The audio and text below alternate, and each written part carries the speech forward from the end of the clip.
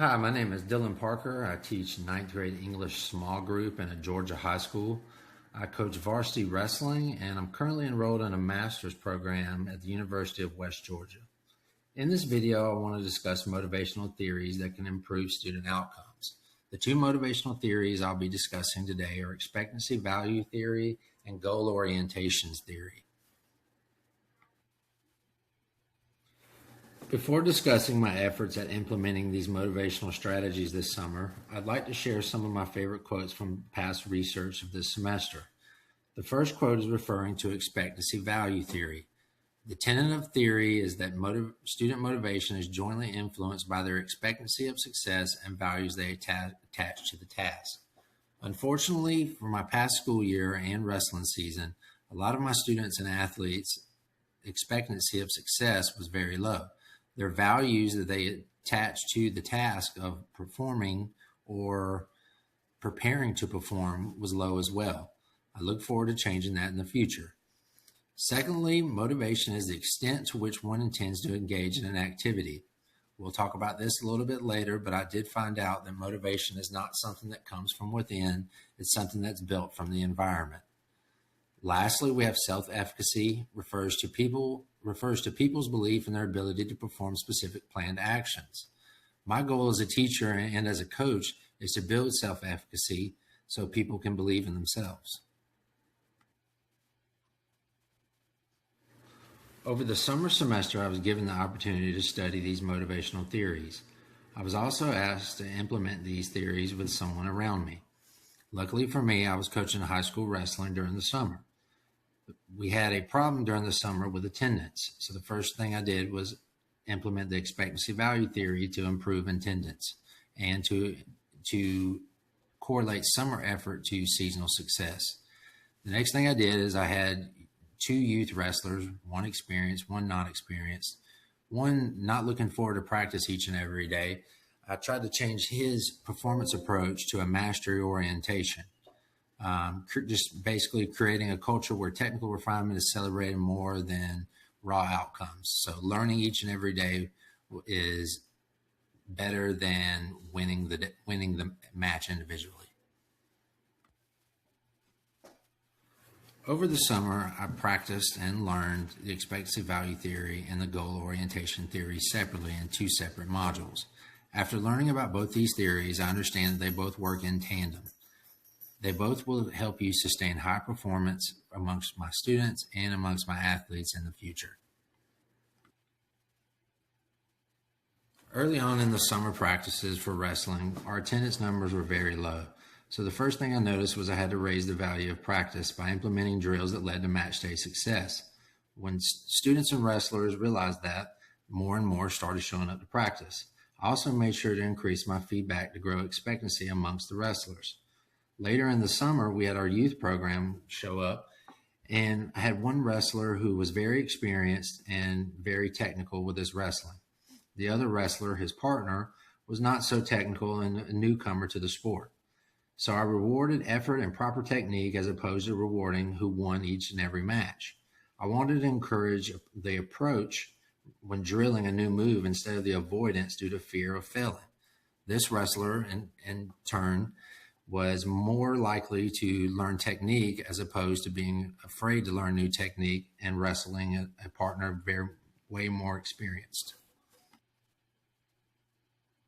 From my experience with implementing these strategies, expectancy value theory can really boost motivation by connecting real-world value. Scaffolding tasks in wrestling terms means breaking down technique by steps. This will help with an athlete's expectancy for performing the task at hand. Breaking down technique in a wrestling room can be similar to how a math teacher breaks down a math problem and how it can be solved, or how an English teacher shares how to accomplish a 5-paragraph essay, one piece at a time. Goal orientation theory will work in the classroom as well as with athletes by shifting the main focus from A's and B's, or winning, to focusing on the progress of learning and skill growth. I believe students and athletes will achieve much more by prioritizing intrinsic competence as opposed to performance. Next, I want to discuss some common obstacles that teachers may have in the classroom. Common obstacles teachers or coaches may have are performance trap, the low value block, and the low expectancy block. Teachers can overcome the performance trap by reframing mistakes as lessons learned. Unfortunately, in today's time, some of our students feel hopeless or as if they shouldn't even try. Overcoming the fear of failure with students will lead to more effort on assignments.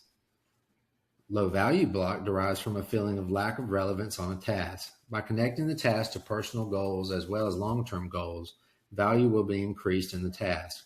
Students already ask, in my classroom at least, why are we learning or doing this? Share with them. Give them a real-world scenario and the value of the task will improve. Low expectancy is also a common issue in the classroom. With new athletes and students, breaking down large tasks into micro challenges can really help with the overwhelmed student. This will also assist in rebuilding self-efficacy in each student. For goal orientation, there's two sides, mastery focus and performance focus. For the mastery focus side, I have a plant that's growing. For the performance focus side, I have a trophy or a reward. Goal orientation is based on of each of one of these. Mastery focus is what you want your students to have for long-term achievement. Mastery focus prioritizes development, learning, and self-growth. Intrinsic growth drives mastery focus. Intrinsic growth is doing something for the value you receive from doing it. For instance, I would love if my wrestlers had intrinsic growth and enjoyed coming to practice to learn new technique each and every day, as opposed to them having performance focus where they're only coming to practice to win next week's tournament. Performance growth is based on external validation or reward. For example, a student only studies because their parents expect them to pass the test. This leads to less retention of the information or drive to perform the task. Over this summer, I really have enjoyed implementing these theories with the wrestling team. I can't wait to use these theories in my 9th grade English class this fall. Before the summer ends, I plan on conducting an goal audit with my wrestling athletes, and I also plan on doing this with my students in the fall. I will ask students to do a goal audit. This is where each student or athlete reflects on their performance and writes both short-term goals and long-term goals. Once they have written their goals, we will review them together, and I will encourage them to challenge themselves to maintain a growth mindset and make sure they understand the power of the word yet. They may not be able to reach these goals yet, but they will in the future if they continue to practice. My personal goal is to improve my constructive feedback in the classroom and on the wrestling mat. I want my language to emphasize the process students are in and how much progress they have made or will make. My long-term goal is to look back on the 2026-2027 school year and feel accomplished for creating an environment that celebrates growth and progress towards individual goals. I want student athletes to feel like they can accomplish whatever they put their mind to and set out to complete. I do have a struggle in my classroom though. I teach small group English and a lot of the students have IEPs. They come from they come from homes where motivation is not a key priority.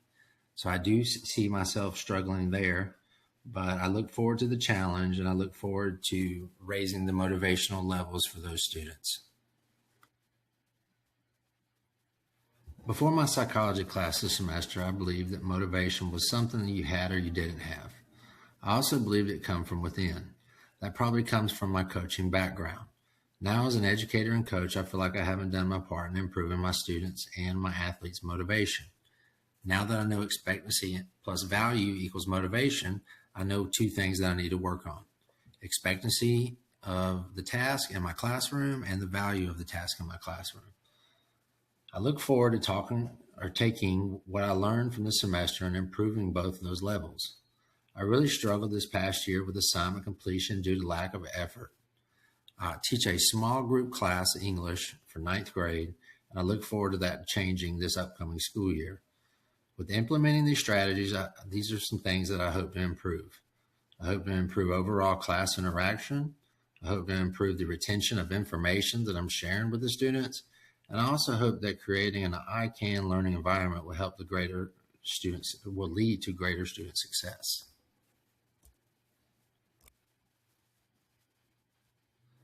Lastly, here are some references that I used for the presentation. I really like Brett D. Jones' video on expectancy value theory. He breaks it down for you to understand, and he also has a video on goal orientation theories. And if you want to look more, he's got a book on motivating students by design. I appreciate everyone watching my video, and I look forward to seeing some comments about how you use these theories in your own classroom in the future.